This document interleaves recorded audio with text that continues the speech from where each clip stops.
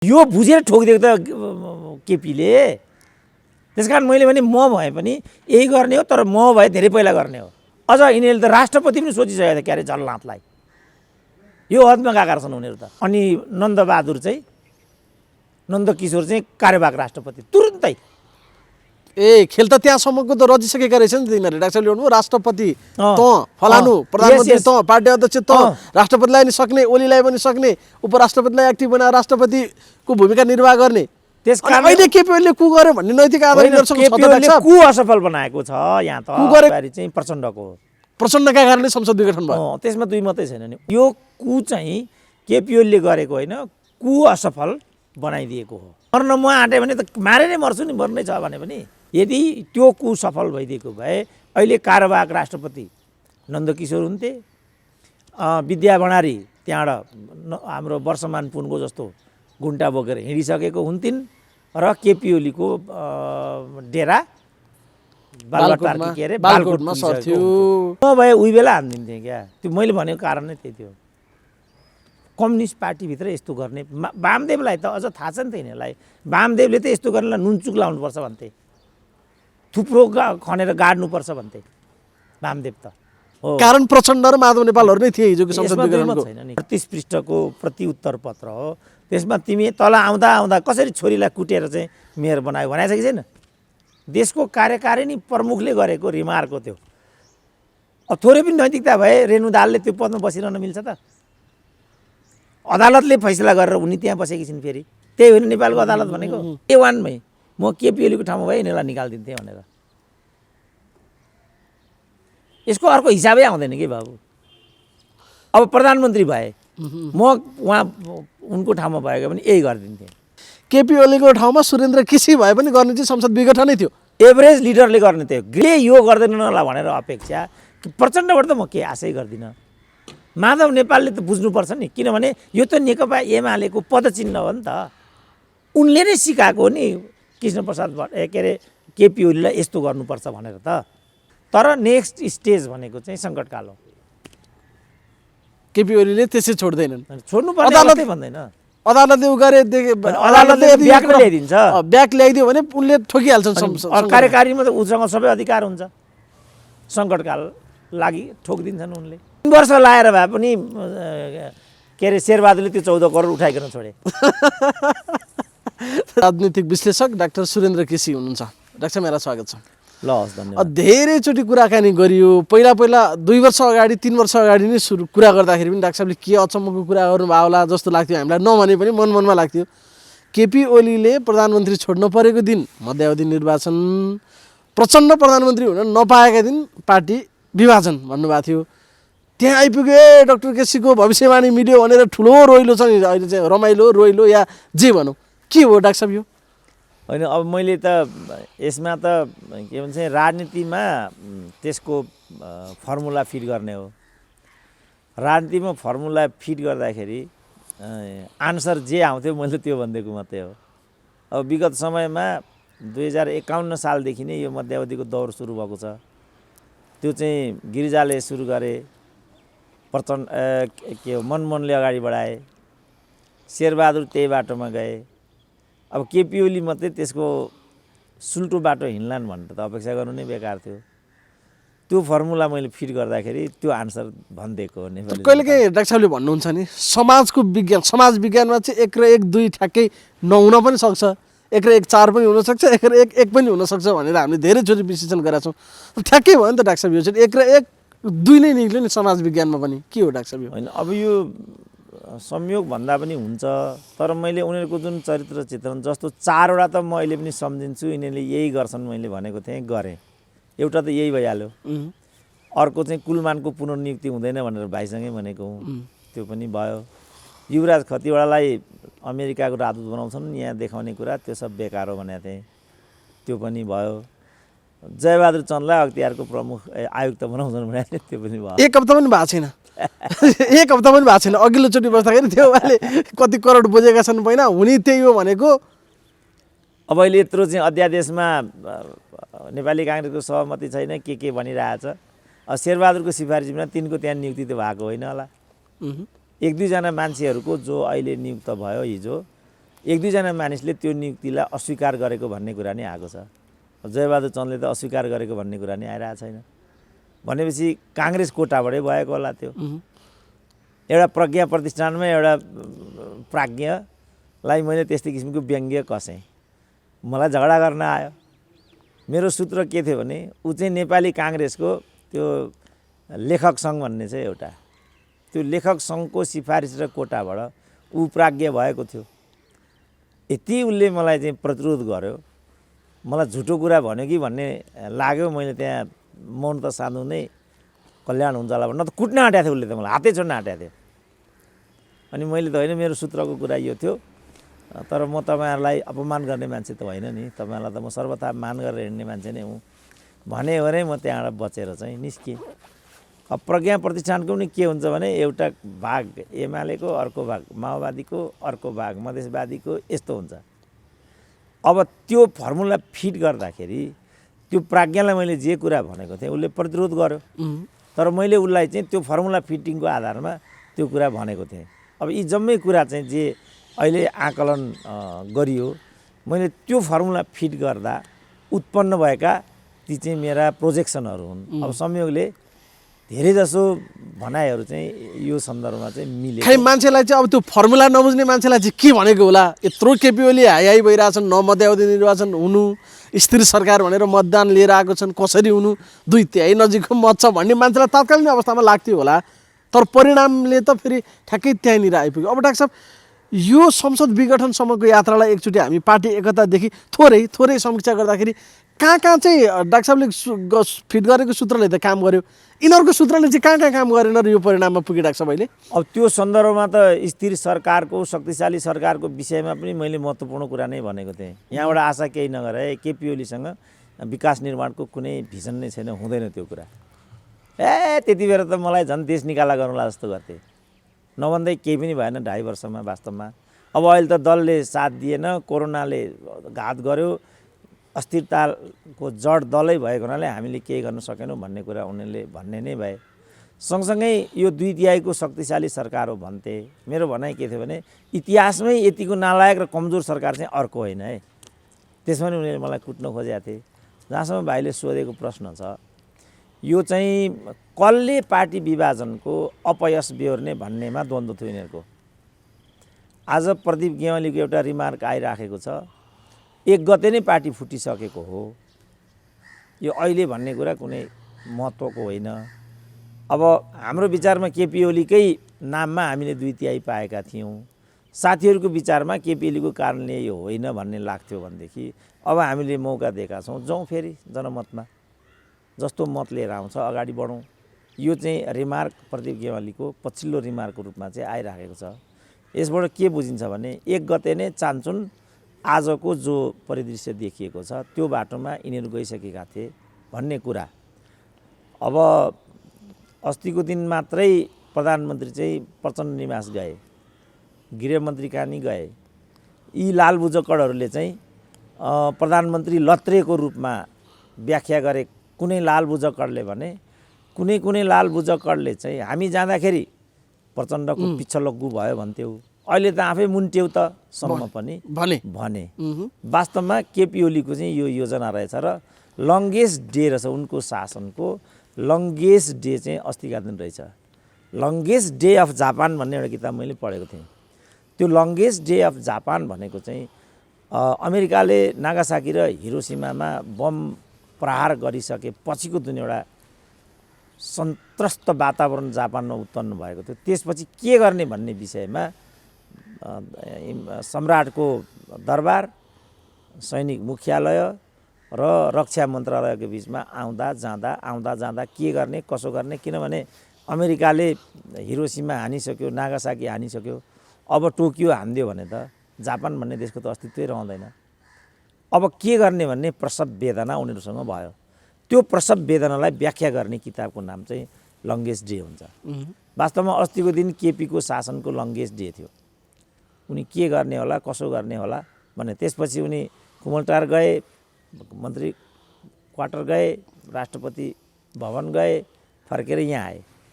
In the main time कसैले के सुनाइदियो भनेदेखि केपी ओलीको विरुद्धमा अविश्वासको प्रस्ताव विद्या भण्डारीको विरुद्धमा महाभियोग प्रस्ताव आफ्ना प्रतिद्वन्द्वीहरूले चाहिँ अगाडि बढाउन गइरहेका छन्। खल्तीमा बोकेर हिँडिरहेछन् बस सांसदको हस्ताक्षर भन्ने जुन समय सुने बस एक्सन हान्दिए। त्यही बेला अनि उनले निर्णय गरिहाले फर्स्ट आवरमै म बैठक राख्छु र सुनाइदिन्छु। त्यहाँ छलफल पनि होइन, म मध्यावधिको निर्णय सुनाइदिन्छु, केटाहरू सिर्नी उडाउँछन् आफ्नो बाटो लाग्छन् भन्ने भयो। त्यो गरे। त्यो गर्दा नगर्दा फेरि प्रचण्डको सूत्र पनि त्यहाँभित्र छ। यो कुरा खुमलडार पुर्याइदिएपछि दौडेर आए प्रचण्ड। लङ्गेस्ट डेको हेर्नुहोस् न हिस्ट्री। दौडेर आए, केपी ओलीले ढिलो भइसक्यो भने।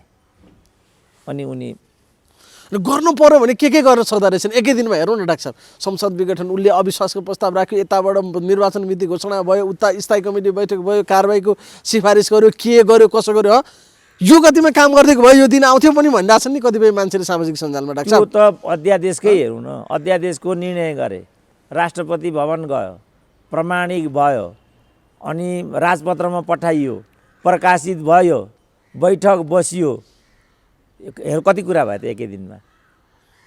मैले भने नि जे पूर्वाधारहरू अहिले हाम्रो देशमा छन्, राजा महेन्द्रले यो 17 to 27 10 वर्षमै गरेको होइन। ली कुआन यूले पनि त आजको सिङ्गापुरको पूर्वाधार त 10 वर्षमै बनाएका हुन् नि त। गरौँ भन्नेका लागि 10 वर्ष त धेरै हुन्छ, 5 वर्षमै धेरै कुराहरू भइहाल्छन् नि।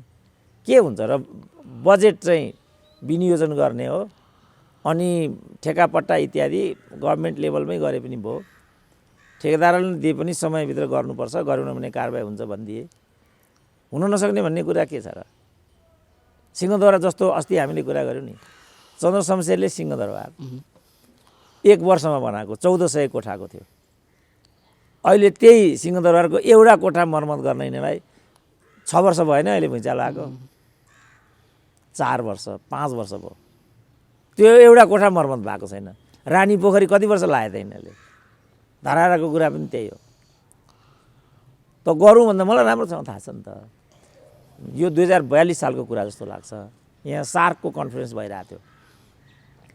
सार्कको कन्फरेन्स हुँदाखेरि भारतले चाहिँ जुन अहिले यो ट्रमा सेन्टर भन्ने छ, यो ट्रमा सेन्टर भन्ने चाहिँ सार्कका पाहुनालाई लक्ष्य गरेर भारतले बनाइदिएको थियो। त्यो ट्रमा सेन्टर भाइहरूलाई त्यो थाहा नहुन सक्छ। एउटा इन्टरनेसनल कन्फरेन्सको सेमिनारहरूको एउटा नियम के हुँदो रहेछ भनेदेखि इन्टरनेसनल स्ट्यान्डर्डको सेमिनार हल अनि हस्पिटल टेलिफोनको सुविधा यस्तो चाहिँदो रहेछ। नेपालमा ती सब कुराहरू केही पनि थिएनन्। त्यसलाई लक्ष्य गरेर भारतले चाहिँ ट्रमा सेन्टर बनाइदियो। तर भित्रभित्र भारत र नेपालको बिचमा खटपट जस्तो सुरु भइसकेको हुनाले राजा वीरेन्द्र चाहिँ विकल्प सोचिरहेका थिए। अब चीनसँग त उच्च स्तरको अन्डरस्ट्यान्डिङ थियो राजा वीरेन्द्रको। यस्तो भइराखेको छ, हामी के गरौँ भन्ने कुरा भएपछि चीनले के आइडिया दिएछ भनेदेखि हस्पिटलको रूपमा टिचिङलाई प्रयोग गर्नु, हल चाहिँ एकाडेमी म रातोरात बनाइदिइहाल्छु नि, पैसा मै दिइदिन्छु भन्ने कुरा भएछ। एक दिन म 2 बजेतिर यो पुतली सडकमा के काम पर्यो, त्यति बेला त यो एनएसीको टिकट काट्न पनि राति नै लाइनमा लाग्नु पर्थ्यो, बीएनबी अस्पतालको टिकट काट्न पनि राति नै जानु र सुत्नु पर्थ्यो। त्यसले हो कि किन हो, म निस्केर आउँछु त पुतली सडकमा त डङ डङ सडक खन्दैछन्। 4, 5, 6 बजे उताबाट फर्केर आउँदाखेरि त्यो सडक बनिसकेको छ। त भनेपछि खर्च उताबाट आयो, मेन पावर नेपाली सेनासँग थियो, कमिटमेन्ट राजा वीरेन्द्रसँग थियो। रातोरात सडक पनि बन्यो, अनि रातोरात प्रज्ञा प्रतिष्ठान पनि त्यसका डबल त्यसको सेक्युरिटीको कारणले गर्दा एक्सेसेबल हुनुपर्दो रहेछ गेटहरू पनि। मलाई लाग्छ पछाडिपट्टि त्यति बेला गेट थिएन होला, त्यसको चारै गेटहरू त्यही बेला खुले र एकाडेमीलाई चाहिँ इन्टरनेसनल कन्फरेन्स हलको लायक बनाइयो। त्यसको पुनर्द्वार त्यति बेला भएको हो। यसरी भनेपछि गर्न पर्यो भने त गरेको इतिहासदेखि रहेछ, त्यो कामै गरेको देखियो। अब यो त जाल चाहिँ तिगडम गरेको भनौँ न अहिलेको लागि छ। अब यहाँनिर डाक्टर साहब, हजुरले पटक पटक हामीसँग कुराकानीमा एउटा त्यो बर्बरिक भन्ने पात्रसँग आफूलाई तुलना गरिरहनु भएको हुन्छ। अब यो महाभारतको पनि अहिले बर्बरिकको भूमिकामा डाक्टर साहब रहँदाखेरि यसभित्रका अरू आयामहरू अथवा राष्ट्रिय अन्तर्राष्ट्रिय खेल अलिकति बताइदिनु डाक्टर साहब, अलिकति। डाक्टर साहबले भनेको ठ्याक्कै गन्तव्य चाहिँ जे त्यो सूत्रले काम त गर्यो, यसभित्रका घटनाक्रम र पात्रहरूका रोलबारे अलिकति जानकारी गराइदिनु डाक्टर साहब। होइन, अब यहाँ त जस्तो अब भन्न त भर्खरै इन्डियन कमान्डर इन चिफको भ्रमण भयो, रको चिफको भ्रमण भयो, विदेश सचिवको भ्रमण भयो, त्यो सबैलाई यसको सादृश्यतामा हेर्ने प्रचलन पनि छ। केपी ओली स्वयंलाई उताबाट निर्देशन आए बमोजिम गरेको भन्ने पनि छ। तर अब हरेक कुरामा शङ्का आशंका गरेर हेर्ने नेपालीहरूको जुन मनोविज्ञान छ, यो मनोविज्ञानमा पनि हेरफेर गर्नुपर्छ कि भने जस्तो मलाई लाग्दैछ। जस्तो कतिपय सोसियल मिडियाहरूमा मैले नै देखेँ, मै इन्डियन दलाल हुँ भन्ने पनि मैले देखेँ। जस्तो अहिले यो अख्तियारको प्रमुख जो राई भए, ती राईको नाममा चाहिँ 3टा मैले ट्विट देखेँ। म अब अगाडि बढेँ, क्यान्टोनमेन्ट र बालुवाटारको फाइलबाट अख्तियारको थालनी गर्छु। पछि खानेपानी मन्त्रालयको पनि आयो, फेरि पछि खानेपानी मन्त्रालयको पनि आयो। बिहानै मैले हेर्दाखेरि यी 3टै आइडी चाहिँ फेक थिए।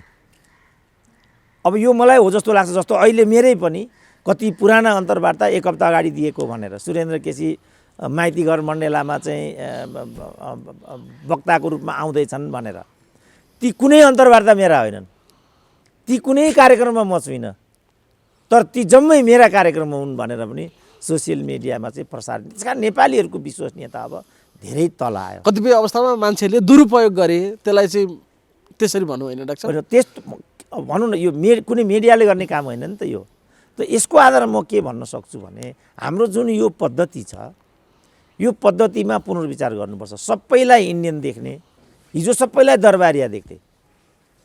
जस्तो म चाहिँ ज्ञानेन्द्रसँग भेटघाट गरेर आएँ, सद्भावना भेट त जोसँग हुन्छ नि। प्रधानमन्त्रीसँग मेरो भेटघाट भइराखेको हुन्छ, अरू नेताहरूसँग मेरो भेटघाट भइराखेको हुन्छ, सद्भावना भेट त जोसँग पनि गर्न सकिन्छ नि त। तर मैले ज्ञानेन्द्रसँग भेटेर आएपछि त्योभन्दा अगाडि जति पनि समूह र साथीहरूसँग म उठबस गर्थेँ, ती जम्मैले मलाई त्यहाँबाट आउट गरिदिए। म कर्णाली बचाउमा थिएँ, सुस्ता बचाउमा थिएँ, राष्ट्रिय जागरण परिषदमा थिएँ, सबैबाट म आउट भएँ। किनभने मैले ज्ञानेन्द्रलाई गएर भेटेर आउने बित्तिकै म दरबारिया भइहालेँ। त्यसरी किता काट गर्छन् है डाक्टर गर्छन्। भित्रको कुरा के कसो छैन, फोटो हेरेको आधारमा, बाहिर आवरणकै आधारमा, भेटघाटकै आधारमा एउटा प्रोफेसरले जुनसुकै प्रयोजनका लागि भेट्न सक्छ, रिसर्चका लागि भेट्न सक्छ, अथवा यो तिमी राजा चाहिँ नबन भनेर पनि त भेट्न सक्छ नि। यो नगर है, डाक्टर साहबले त भन्नुभएको छ राजा अहिले जुन पोजिसनमा छौ त्यही ठिक छौ भनिरहनु भएको छ। कस्तै राजावादी भयो त सुरेन्द्र केसी? त्यसरी अब राजावादीहरू रिसाइरहेछन्, यत्रो राजावादीहरू सडकमा आइराखेका छन्, डाक्टर केसीले हाम्रो लागि एक शब्द पनि बोल्दैन भनेर उनीहरू रिसाइराखेका छन्। यहाँ आफ्ना साथीहरूले मलाई राजावादीसँग लगेर चाहिँ कित्ता काट गरिदिइसके। म चाहिँ राजीव गान्धी क्यान्सर अस्पतालमा कृषि विकास ब्याङ्क बागबजारमा चाहिँ घर धरौटी राखेर ट्रिटमेन्ट गरेर आएँ, रले ट्रिटमेन्ट गराइदियो भन्थे। यस्तो कुरा चाहिँ बाबु म बोल्दिनँ, र यस्तो कुरा बोल्नुको मैले कुनै अर्थ पनि देखेको छैन। ठाउँ ठाउँबाट मलाई चाहिँ फोन आइरहेको हुन्छ, तपाईँको यस्तो आयो, यो आयो, माइती घरमा गएर बोलिरहनु। अब हेर त ल, अब यस्ता त मिडिया छन् हाम्रो। तर पनि डाक्टर साहब खालि घरेलु र आन्तरिक कारणले गर्दाखेरि मात्र यो परिवेशहरू निर्माण भइरहेछ त भन्न सक्दैनौँ होला नि त डाक्टर साहब। जति पनि अन्तर्राष्ट्रिय आवत जावतहरू जे भए, चीनदेखि भारतसम्मका भ्रमणहरूदेखि लिएर अरू कुराले पनि घरेलु राजनीति कहीँ न कहीँ त बाह्य हिसाबमा प्रभावित त नेपालको छँदैछ। त्यसरी अनुमान कसरी गर्न सकिन्छ त? अब त्यो त अब त्यसलाई राजनीतिक शास्त्रका दृष्टिकोणले भन्ने हो भने त राजनीतिमा चाहिँ आन्तरिक तत्त्व नै निर्णायक हुन्छ। राजनीतिको नियम त त्यो हुन्छ नि त। फेरि बाह्य तत्त्व चाहिँ सहायक मात्रै हुन्छ, प्रभाव पर्छ भन्ने कुरा सत्य छ। अब यो कुरालाई फिट गर्दाखेरि मानिसहरूको सुरुदेखिकै भनाइ के छ भने 2/3 जुन सामर्थ्यवान सरकार हो त्यो चाहिँ कतिपय छिमेकीहरूलाई मन परिराखेको छैन। त्यसकारण ऊ जहिले पनि आज जहाँ नेपालको राजनीति आयो त्यहाँ ल्याउन चाहिँ उद्धत रहिआएको भित्री कथा छ भन्ने छ। तर अब मान्छे के भन्छन् भने यो काममा हतियार भएको बालुवाटार छ एउटा सूत्रको भनाइमा, यो काममा हतियार भएको खुमलटार को भूमिका छ भन्ने अर्को सूत्रको भनाइ छ। अब हामीलाई त अब खुमलटार होइन भनौँ, जनयुद्ध त्यहीँ बसेर गरेको छ, बालुवाटार होइन भनौँ, महाकाली यिनैले गरेको छ। यहीँनिर आएकै छन् अहिले नेपाली समाजको डाक्टर साहब दुईटा पर्सेप्सन भनौँ न, धारणाहरू चाहिँ। एउटाले भन्छ गोयलको भ्रमणदेखि हेर न केपी ओली आफै पर्लक्क पल्टेका छन् पाठ्यक्रम नछाप भनेदेखि लिएर यी यावत कुराहरू। अर्को पक्ष भन्छ कहाँ यो प्रचण्ड र माधव नेपालसँगको झगडा हो, ओली र मोदीको झगडा हो, यो त ओली र मोदीको टसल हो, यो त इन्डियासँगको फाइट हो, यी सबै त मोहरा मात्रै हुन् इन्डियाको भन्छ फेरि अर्को पक्षले। लिम्पियाधुरा ल्याएको कारणले गर्दाखेरि यस्तो गरेको भन्छ। अब यो बिचबाट त्यही भएर त बर्बरिकको भूमिका यहाँनिर चाहियो, मैले त्यसकारण त्यो बिम्ब जोडेँ क्या डाक्टर साहब अहिले। अब बर्बरिकको चाहिँ यहाँ फेरि पनि भूमिका अपेक्षित भयो, किनभने जुन यो पाठ्यक्रमको कुरा छ, पाठ्यक्रमको कुरामा चाहिँ 90 डिग्रीको फरक रहेछ तथ्य चाहिँ। त्यो पाठ्यक्रम जुन पाठ्यपुस्तिका यिनीहरूले आफ्ना कार्यकर्ताहरू राखेर एउटा चाहिँ जुन पुस्तिका तयार पारे 150-200 पृष्ठको पुस्तिका 122 पृष्ठको छ भन्ने छ, त्यसमा कमसेकम 50 वटा फ्याक्चुअल इरर छन् भन्ने छ। त्यो 50 वटा फ्याक्चुअल इरर छन् भन्ने कुरा प्रधानमन्त्री कहाँ पुगिसकेपछि त्यसलाई रोक्नु भनेको भन्ने छ। अब बाहिर प्रचार के भयो, केपी ओलीको नक्कली राष्ट्रवादको के अरे मुकुण्डो उग्रियो, लिम्पियाधुरा चुच्चे नक्साको कुरा गरेर आखिरी त्यसलाई जोडेर तयार पारेको पाठ्य सामग्री वितरण गर्ने कुरामा आफै अघि सरेर त्यसलाई रोके भन्ने कुरा बाहिर आयो। मैले सबै एक ठाउँमा यो कुरा बोलेँ। यसको भित्री कथा चाहिँ फेरि यस्तो रहेछ, काम आफू बिगार्ने अथवा त्यो नियत बसै हुनसक्छ, अथवा चाहे प्राविधिक गडबडी नै छै, दोषी अर्कालाई लगाउने खेल चाहिँ त्यो भएर चाहिँ त्यसबाट यस्तो रहेछ। त्यो त्यसको विभागीय मन्त्री त फेरि गिरिराजमणि पोखरेल थिए। त्यही त मैले उनले भने हाका हाकी भने त प्रधानमन्त्रीले रोक्नु भयो भनेर। अब मैले अब त्यसपछि यो त कस्तो भने प्राविधिक इत्यादि पनि होइन, यिनीहरू के गर्छन् भने यस्तो काममा पनि आफ्ना भक्तहरूलाई नालायक कार्यकर्ताहरूलाई उनीहरू डिपुट गर्छन्। यहाँ पनि त्यही गरे। इतिहास विभाग थियो, भूगोल विभाग थियो, 1 से 1 चाहिँ विज्ञ विशेषज्ञहरू त्यहाँ थिए। छैन। जस्तो यो लिम्पियाधुरा को नक्सा जाँचबुझ गर्ने सन्दर्भमा नि उनीहरूले कृषि विज्ञको हेडसिपमा जाँचबुझ समिति गठन गरेका थिए नि। कोही उहाँ लन्डनमा बसिराखेका छन्, यहाँ जाँचबुझ समिति, तिनीहरू सायद यहाँ आइ नै पुगेनन् होला, तर प्रतिवेदन त बुझायो नि त। कसरी त्यो प्रतिवेदन तयार पारे त तिनीहरूले? कति संस्कृतिविदलाई त्यहाँ राखेको छ। मलाई लाग्छ इतिहासविद त त्यहाँ एकजना पनि छैन नि, जस्तो 7 जना छन् त्यहाँ, 4-5 जना मै चिन्छु, त्यहाँ इतिहासविद कोही पनि छैन। मैले चिनेका 4-5 जना त कमसेकम इतिहासविद होइनन्। संस्कृतिविदलाई इतिहासविद हो भनेर ढिटौरा पिटेर पनि उनीहरूले राखिदिए। यो तरिकाले मानिसहरूलाई उनीहरू त्यहाँ डिपुट गर्छन्। यहाँ यिनीहरूले त्यही गरेका छ। त स्वभावतः त्यस्ता मानिसहरूलाई राखेर त्यो प्रतिवेदन तयार पारेको हुनाले गल्तीहरू स्यास्ती थिए।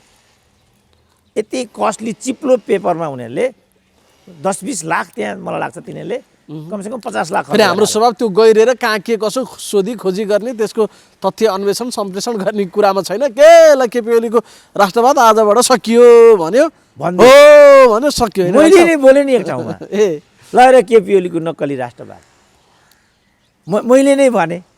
पछि त एउटा मान्छेले मलाई फोन गर्यो, डाक्टर साहब त्यो किताब हेर्नुभएको छ भनेर। मैले त्यो हेरेको थिएन, मैले हेरेको छैन बाबु भने।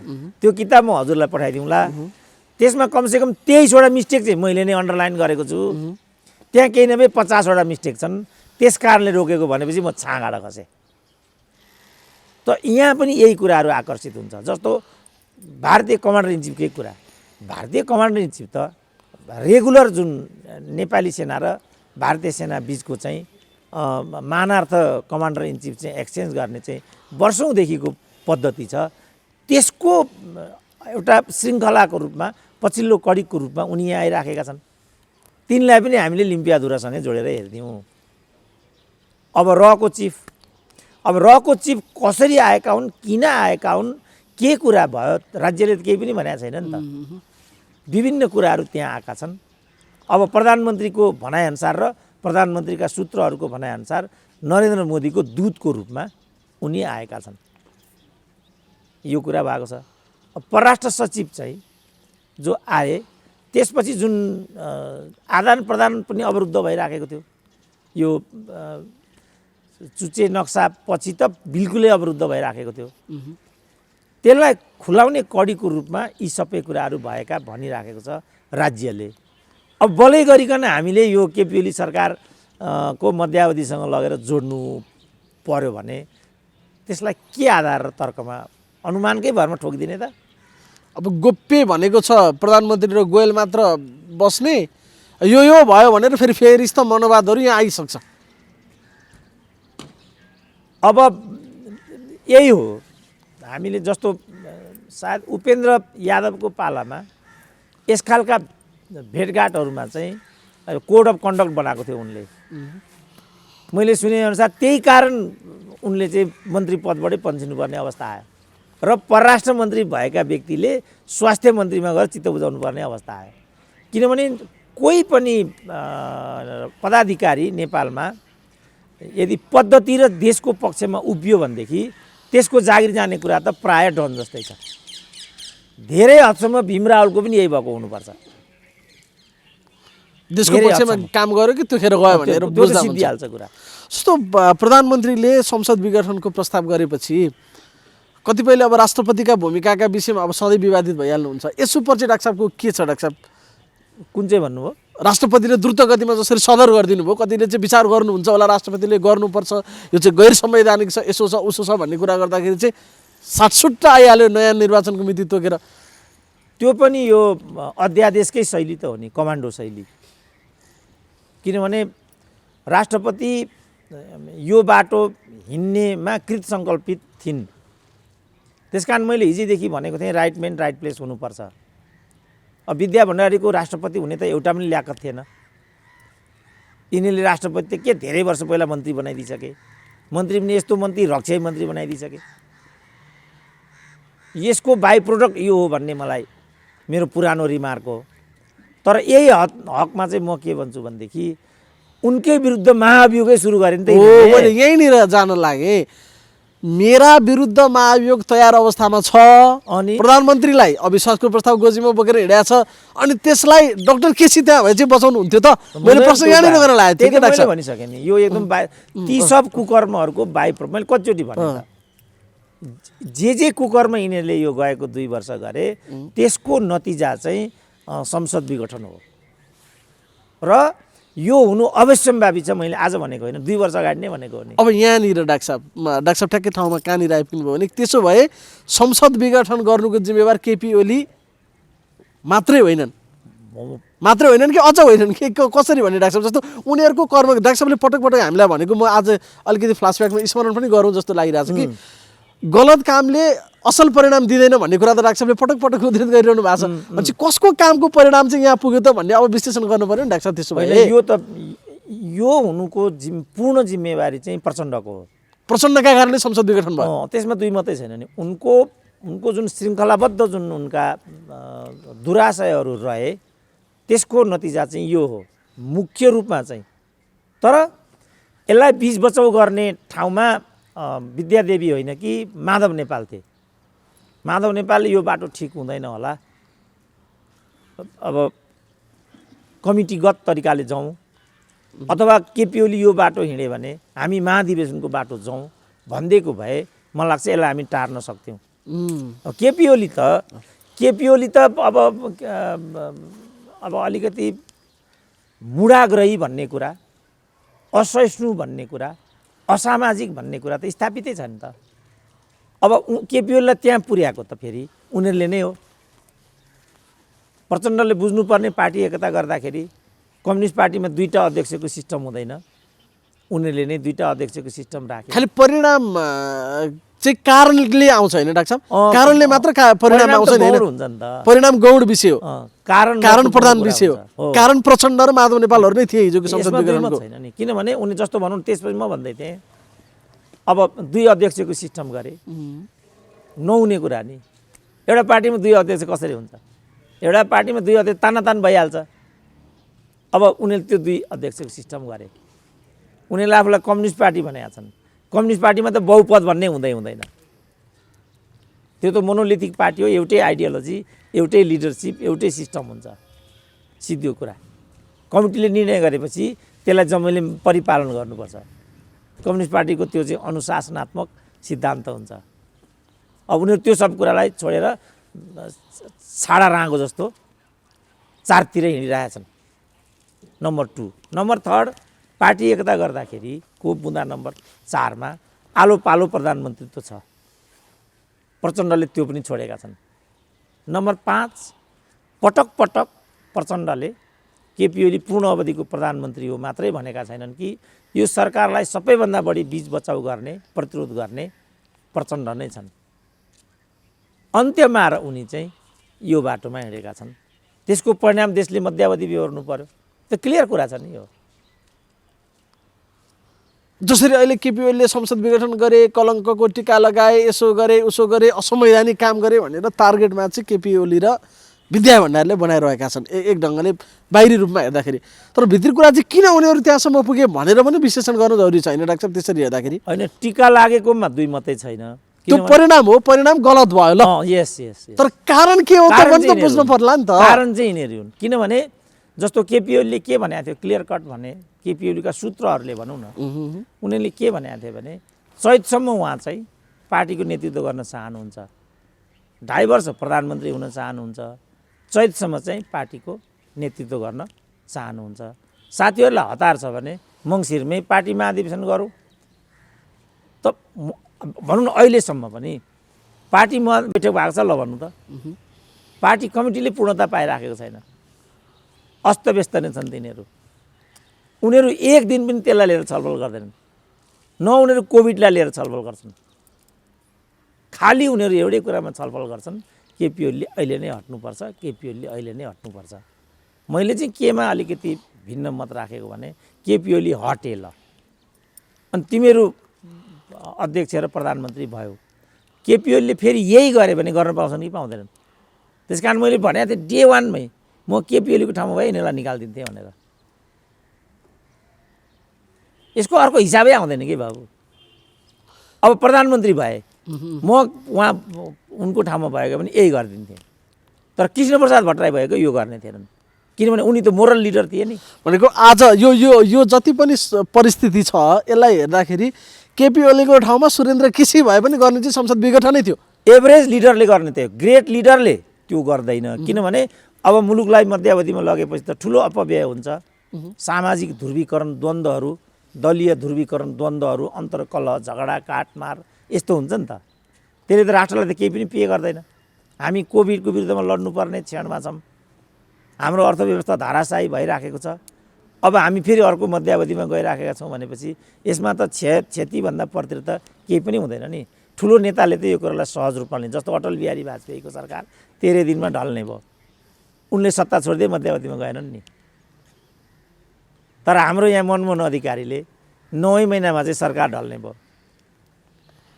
भाइलाई थाहा छ यो मनमोहनको? थाहा छ नि डाक्टर साहब, धेरै थोर थाहा छ, हँ धेरै थोर थाहा छ डाक्टर साहब। कसरी भयो भन्नु त? ल यो मध्यावधि कसले गरेको? मनमोहनको अदालतबाट के डाक्टर साहब? होइन, यो मध्यावधिको निर्णय गर्ने कसले हो मनमोहनको? ल भन्नु त, थाहा छैन? होइन, उनी त अब एक्सिडेन्टमा परेर हस्पिटलमा थिए, त्यति पनि रोक्न पाएनन्। म आएर दिन्छु भन्दै यहाँ चाहिँ हटाउनु पर्यो भने यस्तै कुरा गरे, फेरि अदालतले उल्टाइदियो। यो जम्पिङ भयो, यो चाहिँ चिटिङ स्टुडेन्टकै कुरा आयो। यो मध्यावधि घोषणा गरेको थियो, गराउन लगाएको थियो माधव नेपालले बाबु। अच्छा, परराष्ट्र मन्त्री थिए त्यतिखेर? डिपिएम थिए नि त। डिपिएम थिए, सबै तालाचाबी उनको हातमा थियो नि त।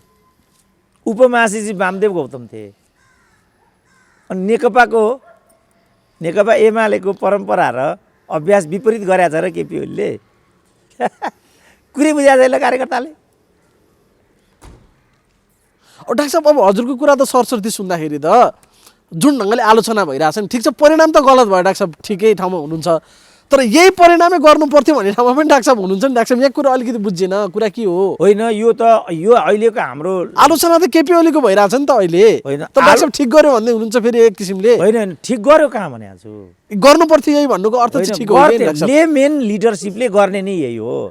मैले भने नि यिनीहरू कृष्णप्रसाद भट्टराई यी उदाहरण छ त। गिरिजाले कृष्णप्रसादकै नाममा, केपीकै जस्तो कृष्णप्रसादकै नाममा 56 सालको आम निर्वाचन भयो, प्रधानमन्त्री भए कृष्णप्रसाद। 4 महिनादेखि नै किचकिच गर्न थाले गिरिजा, किनभने गिरिजा पनि यस्तै थिए, अरूलाई पटक्कै नसहने, आफू मात्रै हुनुपर्ने, आफू नभए आफ्नी छोरी हुनुपर्ने, यो खालका थिए। कोइरालाभन्दा अरूलाई त टाउकै उठाउन दिँदैन थिए उनले। एउटा राजसभाको अध्यक्ष पनि कोइरालाको ज्वाइँ हुनु पर्थ्यो। अहिले यिनीहरूको जस्तो नि, अहिले प्रचण्डका 12 जना छन् नि, छोरी बुहारी स्वास्नी भने जस्तो, अनन्तका 9 जना। केपी ओलीको ओली साक्य उप्रेती खरेल सङ्ग्रौला भन्दा अरू हुँदैन नि हुन्छ नि त यी त लेमेन टाइपका लिडरसिप हुन् नि त अनि कृष्णप्रसाद भट्टराईले चाहिँ लास्टमा एउटा माग राखे 9 महिनामा चाहिँ ननिकाली छोड्दिन भन्ने गिरिजाले भनेपछि कृष्णप्रसाद भट्टराईले चाहिँ एउटा माग राखे गिरिजासँग गिरिजा बाबु मेरो चाहिँ फ्रान्सको भ्रमण नियोजित छ फ्रान्सबाट फर्केर आएपछि म हट्छु भने हुँदैन आजै हट्नुपर्छ भने बाध्य भएर उनले रुँदै हाउसलाई सम्बोधन गरे जुन पात्रले आज मलाई यो ठाउँमा पुर्यायो तिनीहरू लागेको होला ती पात्रले हाँसिरहन पाउनेछन् होइन उनीहरूले पनि एक दिन रुनुपर्नेछ यो भन्दै तुरुक्क आँसु चुहाएर कृष्णप्रसाद भट्टराईले आँसु झर्यो तुरुक्क आँसु झारेर प्रधानमन्त्री पदबाट राजीनामा दिए भस्मासुर गिरिजाप्रसाद कोइराला फेरि प्रधानमन्त्री भए त त्यस्तो नेतृत्व हो नि त यो त अब यी भन्दा नि गएका हुन् केपी ओली त यिनले यो गर्दैनन् होला भनेर अपेक्षा प्रचण्डबाट त म केही आशै गर्दिनँ माधव नेपालले त बुझ्नुपर्छ नि किनभने यो त नेकपा एमालेको पदचिन्ह हो नि त उनले नै सिकाएको हो नि कृष्णप्रसाद के अरे केपी ओलीलाई यस्तो गर्नुपर्छ भनेर त उनको मुनिका नेता हुन् नि त केपी ओली त तर त्यतातिर माधव नेपालले थोरै अब त्यहाँ त के निर्णय भएको रहेछ भनेदेखि प्रधानमन्त्री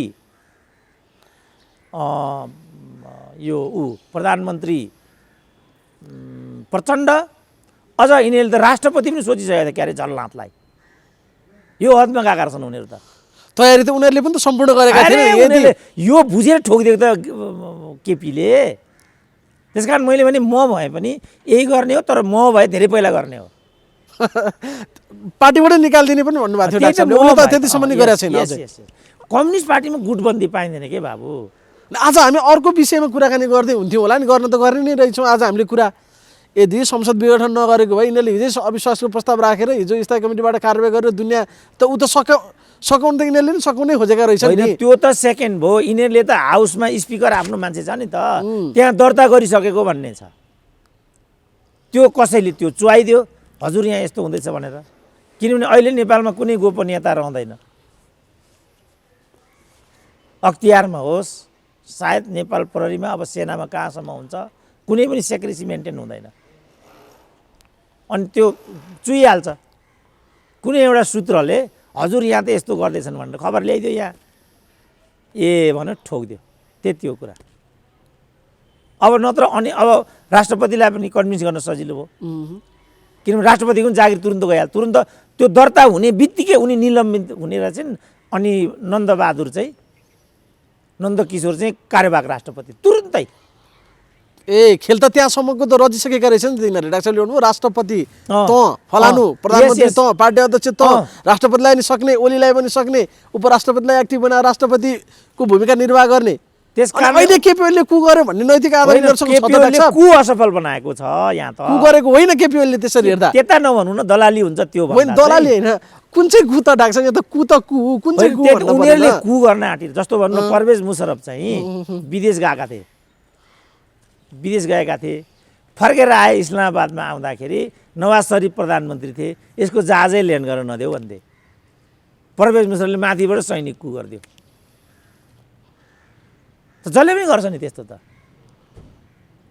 कि अब ल्यान्डै हुनु नदिएपछि ती जहाज क्र्यास हुनु पर्यो कि फर्केर जानु पर्यो विदेश पलायन हुनु पर्यो को विदेश पलायन हुन्छ को ल्यान्ड क्र्यास गर्छ हामी गर्छौँ मर्न म आँटेँ भने त मारे नै मर्छु नि मर्नै छ भने पनि कोत पर्व यसै गरी भएको होइन त्यहाँ त मारामारको स्थिति आयो मारामारको स्थिति आएपछि सबभन्दा शक्तिशाली जङ्गबहादुर त जम्मैलाई मारिदियो म कुर्सीमा सधैँ बस्दिनँ यदि मेरो कुर्सीमा तलमाथि गऱ्यो भने तिमीहरू नि बस्न नसक्ने गरी भात दिन्छु भन्थे अरे अहिले त्यही गरे अरेमा नजाउँ बाबु अहिले त गरे भइसक्यो अरेमा जाँदा त यी हाम्रो यो अख्तियारको प्रमुख भएको राईको नाम के अरे प्रेम कुमार राईका 3टा चाहिँ मैले पढे भयो कस्तो अराजक मान्छे रहेछ अरे होइन डाक्टर साहब अहिले त गरे नि त गरेकोलाई चाहिँ मानु तर अब के भने अब भन्नु पर्यो यिनीहरूले चाहिँ कु गर्न आँटेका थिए कि थिएनन् अब हाम्रो स्पिकरले भन्नु पर्यो त्यहाँ दर्ता थियो भन्ने कुरा छ कतिको त्यो त आइसक्यो दर्ता सहितै आइसक्यो नि डाक्टर साहब भनेपछि कसले कु गर्यो त त्यसो भने त्यसकारण यो कु चाहिँ केपी ओलीले गरेको होइन, कु असफल बनाइदिएको हो। केपी ओलीले कु असफल बनाइदिएको हो। यदि त्यो कु सफल भइदिएको भए अहिले कार्यवाहक राष्ट्रपति नन्दकिशोर हुन्थे, विद्या भण्डारी त्यहाँबाट हाम्रो वर्षमान पुनको जस्तो घुन्टा बोकेर हिँडिसकेको हुन्थिन् र केपी ओलीको डेरा बालकोटमा सर्थ्यो। खेल ठ्याक्कै उल्टो बनाएर हेर्न पर्ने भयो होइन डाक्टर साहब? ठ्याक्कै यदि त्यो खेल भएको भए अहिले केपी ओलीले गुन्डा कस्थे, खेल उल्टियो, वर्षमानले गुन्डा कसे कुरा यति हो। अब के होला त डाक्टर साहब? अब यी मान्छेहरू जस्तो अब अहिले त माधव नेपाल प्रचण्ड झल्ला त अब रातभरि सुते कि सुतेनन् थाहा छैन कि। अनि अब प्रतिपक्षको भूमिका फेरि यहाँ पनि शङ्कास्पद छ देखियो शेरबहादुर देउवाको। अब यो खेलोमेलो कसरी अगाडि बढ्ला डाक्टर साहब? होइन, यो त यही अब फेरि चाहिँ मैले देख्दा वाइसिएल प्रवृत्ति पुनरावृत्त हुन्छ नेपालमा अब पहिलो। अनि विभिन्न किसिमका वारदात, कुटपिट, हो हल्ला, निषेधको राजनीति, घृणा, द्वेष, यी कुराहरू बढेर जान्छन्। जस्तो जनयुद्धका बेला कसरी घोषित अघोषित सहकार्यहरू हुन्थ्यो यिनका बिचमा, यहाँबाट गिरिजा मान्छे मार्नुपर्छ भन्ने, जनकपुरमा प्रचण्डले मान्छे मारिदिने। यो त बाबुरामले नै भनेको छ, प्रचण्डले नै भनेको छ नि त। अब विप्लव र यिनीहरूको बिचमा त्यो सहकार्य भयो भने पनि तपाईँ अचम्म नमान्नु, सबै अब यो चाहिँ के भने फ्रिल्यान्सर कुस्ती हुन्छ क्या अब यहाँ। खेल त अब पो सुरु भयो। अब अहिले त के भएको छ र? त्यो हुने बित्तिकै सेना प्रहरी अगाडि आउनु पर्यो। सेना प्रहरी अगाडि आउने बित्तिकै अनि मुठभेड अझ बढेर जाने भए, अनि त्यो हुने बित्तिकै जस्तो फाइलहरू खोल्ला, अख्तियारकै फाइल खुल्ला, धरपकड होला फेरि, अनि त्यसपछि के होला त? अब यो विषय अदालतमा गयो नि डाक्टर साहब, अलिकति मान्छेले अब यसको निरूपण चाहिँ अदालतले गर्ने भयो, सायद त्यो संविधानमै छैन प्रधानमन्त्रीलाई विशेष अधिकार, त्यो हुँदैन भन्ने एक खालको तर्क छ। अदालतले यसो गर्ला त्यो गर्ला, अब अदालतको फैसला उप त हामी अनुमान गर्न सक्दैनौँ। तैपनि एउटा केही सङ्केतकहरू छ डाक्टर साहब कि यो यस्तो गर्ला अदालतले जे पनि गर्न सक्छ भन्ने 78(4) अदालतले अपव्याख्या गरेको छ नि त भर्खरैको 72 को संविधान अनुसार। हारेको व्यक्तिलाई मन्त्री बनाउन नपाउने भन्ने 4 मा क्याटेगोरिक उल्लेख छ। पाइने भन्दियो होइन, भन्दियो। अब हिजो संविधान सभाको प्रश्नमा 3 चोटि निर्णय गरेको छ अदालतले, 3 चोटि बेग्लै छ। एक निर्णय अर्कोसँग विरोधाभास राख्छ। त्यति मात्रै होइन कि नियन्त्रण र सन्तुलनको सिद्धान्तका दृष्टिकोणले न्यायपालिका प्रमुख चाहिँ कार्यपालिका प्रमुख हुन नपाउनेमा कार्यपालिका प्रमुख भइदिएका छन् उनी। भनेपछि नेपालको अदालतको त अनिवार्य हो। अझ अहिलेको प्रधान न्यायाधीशको हकमा त यो रञ्जन कोइरालाको केसमा महाभियोग गइसकेको थियो उनको विरुद्धमा पनि, त्योसँग प्रधानमन्त्रीले मोलतोल गरिसकेको भन्ने छ। ठिक छ, तिमीलाई म अहिले बचाउँला, कहिल्यै मलाई पनि सङ्कट पर्यो भने तिमीले हेर्नुपर्छ भनेको हुनसक्छ भन्ने लाग्छ मलाई नै पनि। हिजो तिमीलाई बचाए आज मलाई बचाऊ भाइ, हिसाब बराबरी भनेको हुनसक्छ मलाई लागेको। किन घटनाक्रमले देखाउँछ नि डाक्टर साहब, संवैधानिक परिषदको बैठकमा विवादित भइरहेको बेला प्रधान न्यायाधीशको रहस्यमय संलग्नता या उपस्थिति, अब कुरा आयो कि उनले पनि कोटा पाए अरे त्यहाँ नियुक्तिमा, 45 जना नियुक्तिमा थियो, यो चाहिँ राणाको कोटाबाट पनि भन्ने भइसके पछाडि एउटा लेनदेन साँठगाँठ या सहमति उनीहरूको बिचमा छ भन्ने अनुमान गर्न सक्यो। त्यतिले त गर्न सक्दैन, किनभने त्यो बैठकमा आफ्नै पार्टीका स्पिकर एब्सेन्ट छन्, प्रमुख प्रतिपक्ष दलका नेता त उपस्थित छन्।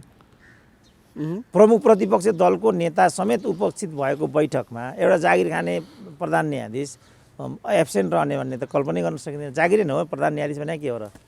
जागिरै हो प्रधान न्यायाधीश भने त, पद पो ठुलो हो तर हैसियत त जागिरेकै हो। एउटा जागिरीलाई आऊ भन्यो भने नआउने भन्ने कुरा त केही पनि छैन। तर सभामुख त गएनन् नि त। हो, यहाँबाट चाहिँ आजका घटनाहरू अगाडि बढ्छन् क्या। सभामुखले पनि यस्तो नगर्दे, अथवा अध्यादेश प्रकरणमा विद्यादेवीले पनि त्यस्तो नगरिदिएको भए, सभामुखले त्यहाँ गएर यो राम्रो हुँदैन हजुरले के गरेको भनिदिएको भए अलिकति परिस्थिति बेग्लै बन्थ्यो नि त। लु बन त सभामुख अब भनेर देखाइदिए, त्यसमा आउने होइन बैठकमा, यो कहिले त आउने तेरो आउने हैसियतै राख्दिन्न भन्दै फेरि सिद्धो कुरा। यो त प्रतिशोधी एउटा, किनभने केपी ओली अत्यन्त प्रतिशोधी मान्छे भन्ने छ, अत्यन्त प्रतिशोधी र गुटबाज भन्ने छ। गुटभन्दा परकोलाई अब उनको त अहिले यो साक्य उप्रेती खरेल भन्दा त अरूलाई त दिँदा पनि दिँदैन, त्यो देखि नै राखेका छौँ हामी। जब एउटा चाहिँ विद्युतको एमडीसम्म साक्य चाहियो उनीहरूलाई, काठमाडौँ महानगरपालिकाको मेयर पनि साक्य नै चाहियो, इजरायलको राजदूत पनि साक्य नै चाहियो, पिएसिए त साक्य यस्तै राखेकै होला उनीहरूले, चलाउनै छ यस्तो। त यसबाट उनीहरूको लेभल आउँछ नि त। सालीको छोरा छ रे त्यस्तो छ पिए। ल त्यस्तो हुन्छ, यसबाट उनीहरूको लेभल आउँछ। त यस्ता नेतृत्वबाट केही आशा गर्नु बेकार हुन्छ। 6 महिना अगाडि भन्नुभएको थियो नि डाक्टरले, अब चाहिँ ढाड खुस्किने गरी हान्छन् केपी ओलीले भने, अहिले 6 महिना लगाए होइन हान्नलाई।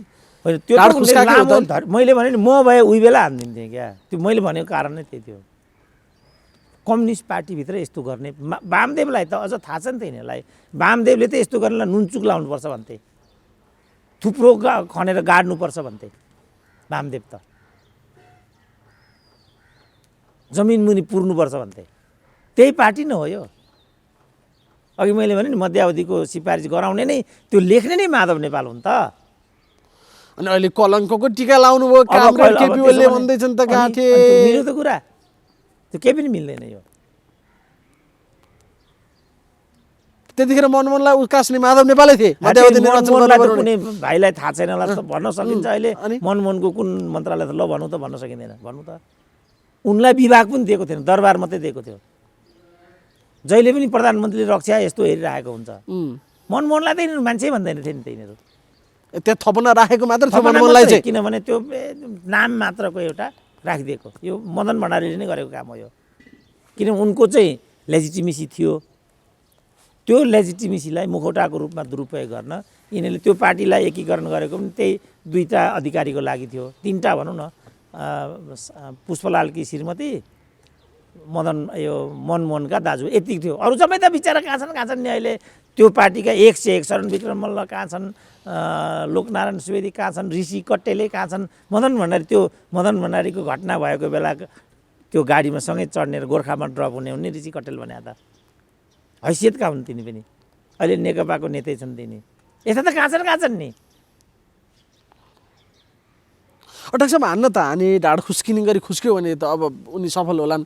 फेरि अर्को पक्षले चाहिँ त्यो मुरो समातेर फेरि बजाउन सक्ने सम्भावना के छ त डाक्टर साहब? यसमा त्यतातिर गयो कि गएन? अब होइन, यो त भने नि अदालतमा भर गर्छ नि त। अब अदालतले उल्टाइदियो भने जिरोमा आइहाल्यो विषय।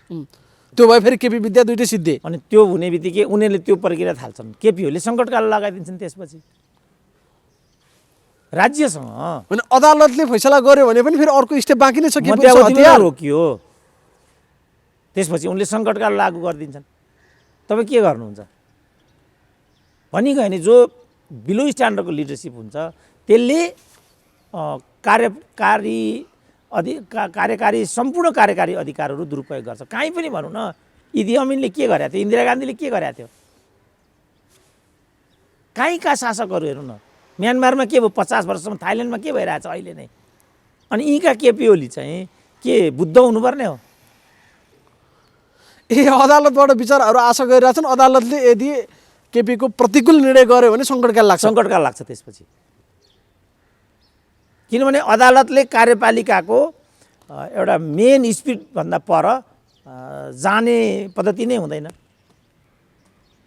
जस्तो यही वामदेव प्रकरणमा पहिलो चरणमा चाहिँ पेशीमा राखिदियो मुद्दा, दोस्रो चरणमा चाहिँ ओके गरिदियो। संविधानको 100% बर्खिलाप छ। त्यस्तै न्यायाधीश छन् त्यहाँ, के छन् र त्यहाँ भने कुनै न्यायाधीश छन् त्यहाँ? कुन चाहिँ न्यायाधीश हो त्यहाँको मलाई भनिदिउँ त। के गरी पनि नसकिने स्थिति रहेछ सब। त्यसैले यो सिस्टम भनेको चाहिँ यो चाहिँ मूल्य मान्यतामा चल्नुपर्ने सिस्टम हो, वेस्ट मिनिस्टरियल। मूल्य मान्यतामा नचल्ने बित्तिकै यसले कुनै पनि नतिजा दिँदैन। यो मूल्यहीन हो नि त। यो त यो जम्मै उनीहरूले ऊ भनेकै छ त। केपी ओलीले त्यो आफ्नो जुन 38 पृष्ठको प्रतिउत्तर पत्र हो त्यसमा तिमी तल आउँदा कसरी छोरीलाई कुटेर चाहिँ मेयर बनायो भनेको छ कि छैन? देशको कार्यकारिणी प्रमुखले गरेको रिमार्क हो त्यो। अब थोरै पनि नैतिकता भए रेणु दाहालले त्यो पदमा बसिरहन मिल्छ त? अदालतले फैसला गरेर उनी त्यहाँ बसेकी छिन्। फेरि त्यही होइन नेपालको अदालत भनेको। निर्वाचन आयोग हुँदै त्यो विषय त्यहाँ पुगिराखेको छ। र हाम्रो अहिलेको न्यायाधीश के चोलेन्द्र शमशेर कि के हो, चोलेन्द्र शमशेरले चाहिँ यो संवैधानिक परिषदमा जे भूमिका खेले, दीपक राज जोशीले त्यस्तो नखेल्लान् कि भनेर योगेश भट्टराईहरूले मन्त्री हुनको लागि उनलाई चाहिँ संसदीय समितिबाट चाहिँ रिजेक्ट गरिएको थियो। अब अहिले खान्छन् नि खुद योगेश भट्टराईले। आफै रुँदै हिँड्नु परेको पऱ्यो नि त्यहाँबाट। 1.5 वर्ष मन्त्री भए त कुन सा सगरमाथा चढे त तिनले अहिले त्यहाँ दीपक राज जोशी भइदिएको भए यो कुरा हुन्थ्यो। त्यसकारण डेमोक्रेसीमा भिन्न मतलाई पृथक विचारलाई झगडा गर्नुपर्छ भनेको यही हो। अब अहिले दीपक राज जोशी भइदिएको भए यो संशयको स्थिति हुन्थ्यो। अब के भन्छन् त योगेश भट्टराई? योगेशले नै हो नि त उनलाई त्यहाँ संसदीय सुनवाई समितिबाट चाहिँ आउट गरिदिएको त। अहिले त्यहाँ चाहिँ गोविन्द केसी भइदिएको भए यिनीहरू नै उनले गोविन्द केसीलाई सिद्ध्याउने। त्यसकारण लोकतन्त्रको सुन्दरता भनेकै भिन्न मत हो, विरोधी आवाज हो।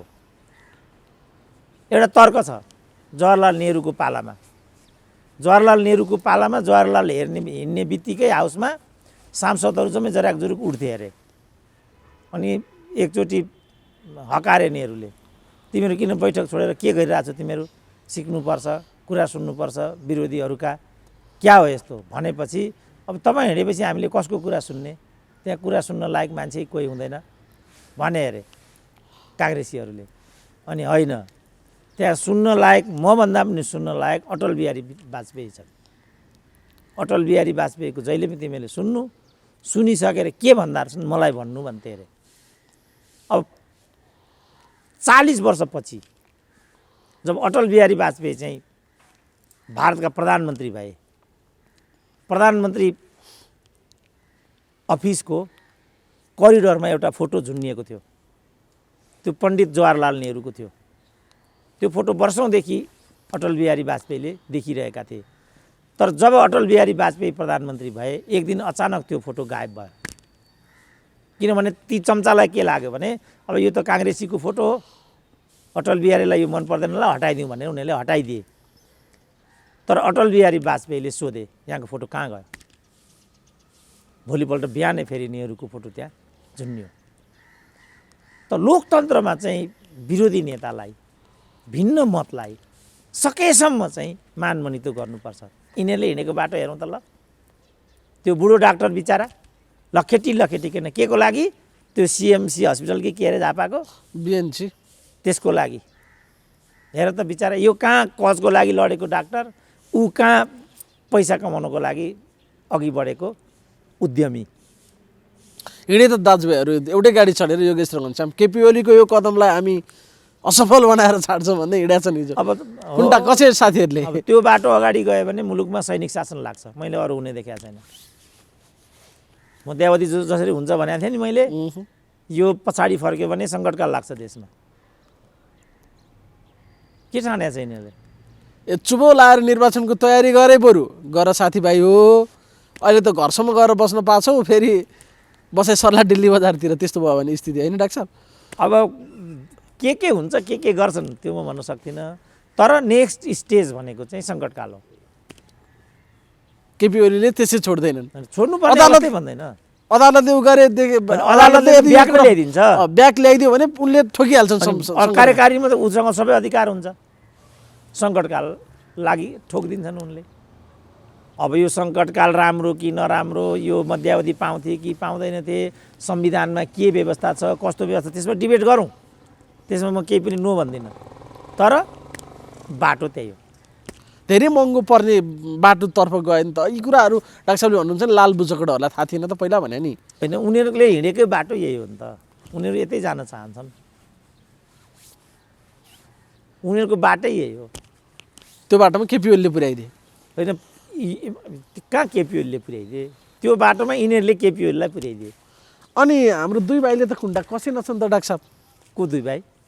लेखराज भट्ट र कमरेड बादल। होइन, उनीहरूको त क्या हो साथीभाइले? हिजोदेखि संदिग्ध भूमिका भनिराखेकै थिए मान्छेले।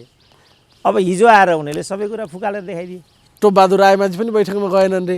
धेरै ल्याइसिया छ कि क्या हो जस्तो भयो नि त डाक्टर साहब। हिजो पितोली सडकमा भेटेको थिएँ बादललाई मैले, ऱ्याङ लागिरहेको थियो। दुई भाइ, अरू दुई भाइ चाहिँ कुन्टा कसेर घर जाँदै थिए। होइन, अब उनी त्यही किन छोड्ने त्यो स्थिति? बादलले पनि कुन्टा कस्थे नि हिजो बेलुकै यदि छोडेको भए। होइन, उनी क्लियर भइसक्यो, उनी नजान्नेमा गइसके, गुन्टा नगस्नेमा गइसके, उनीहरू गइसके। अब अदालतले जे गरे, यदि अदालतले निर्णय उल्टाइदियो सङ्कटकाल लाग्छ। निर्वाचन चाहिँ हुन्छ त डाक्टर साहब चुनाव गर्नकै लागि भने हुन् केपी ओलीले प्रस्ताव गरे हुन् वैशाखको होइन अब यावत विभिन्न कारण अवस्था छ नि त यसो त्यो हेर्दाखेरि चाहिँ अपरिहार्य छ किन संविधान अनुसार 6 महिनाभित्र गर्नु परिहाल्यो अपरिहार्य छ सम्भव छ कि छैन होइन